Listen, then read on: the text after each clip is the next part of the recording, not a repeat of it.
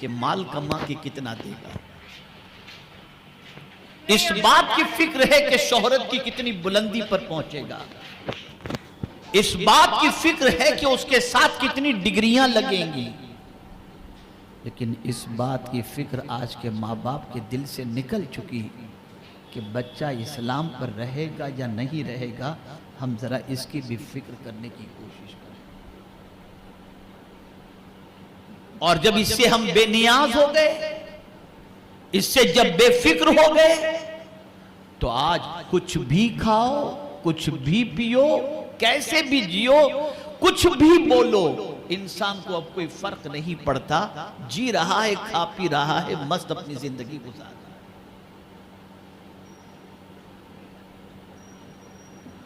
اے رسول اعظم صلی اللہ علیہ وسلم کے دیوانوں،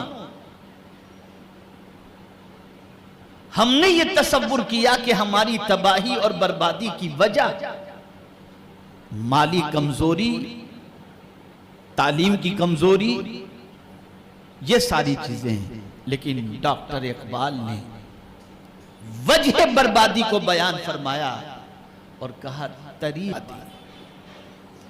بربادی کی وجہ مالی کمزوری نہیں، مالی کمزوری تو صحابہ کی زندگی اگر آپ دیکھیں تو پیٹ پر پتھر باندھ کر کے زندگی گزارتے تھے، لیکن عالم یہ تھا کہ باطل کو ایک بار دیکھ لیتے تھے تو پسینہ چھوٹ جاتا تھا، نگاہیں پاک تھی ان کی۔ اس وقت سب سے زیادہ جس چیز کی فکر کرنی ہے، وہ فکر ہمیں اپنی نسلوں کو ایمان پر قائم رکھنے کی فکر کرنی ہے، اس لیے کہ آہستہ آہستہ جتنی زیادہ دنیا کی تعلیم اور دولت آتی جاتی ہے، انسان کے سینے سے اتنی ہی تیزی کے ساتھ اسلام کی محبت کم ہوتی چلی جاتی ہے۔ یہ ٹو بی فرینکلی اور فیکٹ بات میں آپ کو بتا رہا ہوں۔ مال آیا، اسلام کی محبت کم ہو گئی، دنیاوی بڑی ڈگری آ گئی، اسلام کی دولت، اسلام کی محبت کم ہو گئی، اور پھر آدمی یہ سوچنے لگتا ہے کہ اگر دنیا میں جینا ہے تو فری لائف زندگی گزارو، کھاؤ پیو کچھ بھی، یہ ریسٹرکشن، یہ پابندیاں، یہ سختیاں، ان ساری چیزوں کی پرواہ نہیں کرنی چاہیے، خوب موج مستی کے ساتھ زندگی گزارو، یہ سوچ بن گئی۔ میں آپ کو بتاؤں، میرے پیارے آقا صلی اللہ علیہ وسلم کے پیارے دیوانوں،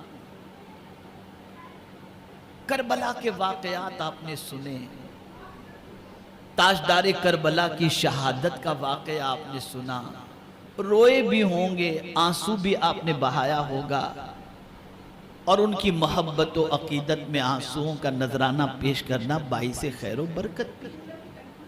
لیکن سبق کیا سیکھا آپ نے؟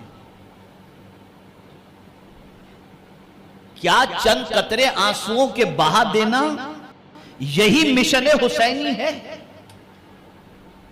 کیا امام نے اسی لیے اپنی جان دی کہ آپ ان کی محبت میں چند قطرے آنسو کے بہا دو اور اسلام لوٹ رہا ہو، برباد ہو رہا ہو، اور آپ کو اس کی کوئی فکر نہ ہو؟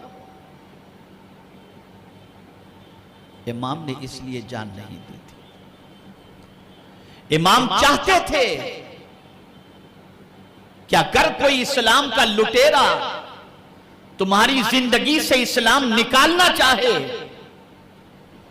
تو یاد رکھو، میں اپنی اولاد کو قربان کر کے تم کو اسلام کی حفاظت کا درس دیتا ہوں، جان چلی جائے لیکن دامن اسلام ہاتھوں سے نہیں چھوٹنا چاہیے۔ لیکن بڑی معذرت کے ساتھ عرض کروں گا، جو قوم رسموں میں اتنی گھر گئی ہو کہ اس کا اصل سے کوئی تعلق ہی باقی نہ رہے، اس کی زندگی کو کیا کرنا؟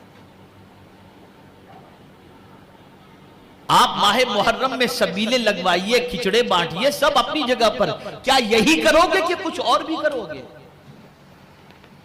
اور بڑی معذرت کے ساتھ برا بالکل مت لگائیے گا، جو قوم کا مزاج یہ بنے کہ غوث پاک کا ذکر بھی اس وقت سنیں گے جب بعد میں لنگر کا انتظام ہو، اور اگر لنگر پہلے کھلا دیا جائے تو کوئی غوث پاک کے ذکر میں بیٹھنے کو تیار نہیں، کھا کے چلا جائے۔ جس قوم کی فکر اتنی کھانے پر چل چکی ہو کہ اسے ہر جگہ پر صرف پیٹ ہی نظر آتا ہو، دین نظر ہی نہ آتا ہو، اس قوم کا کیا حال ہوگا؟ اگر اس وقت ایک سوال میں پوچھوں، ایک سوال پوچھوں تو ہماری یہاں پر بیٹھی ہوئی عوام جو ہے ان کی کیفیت بڑی عجیب ہو جائے گی۔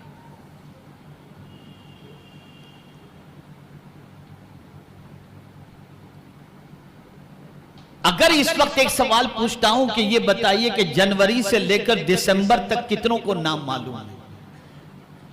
انگریزی 12 مہینوں کے نام کتنوں کو معلوم ہے؟ ذرا بتائیے تو۔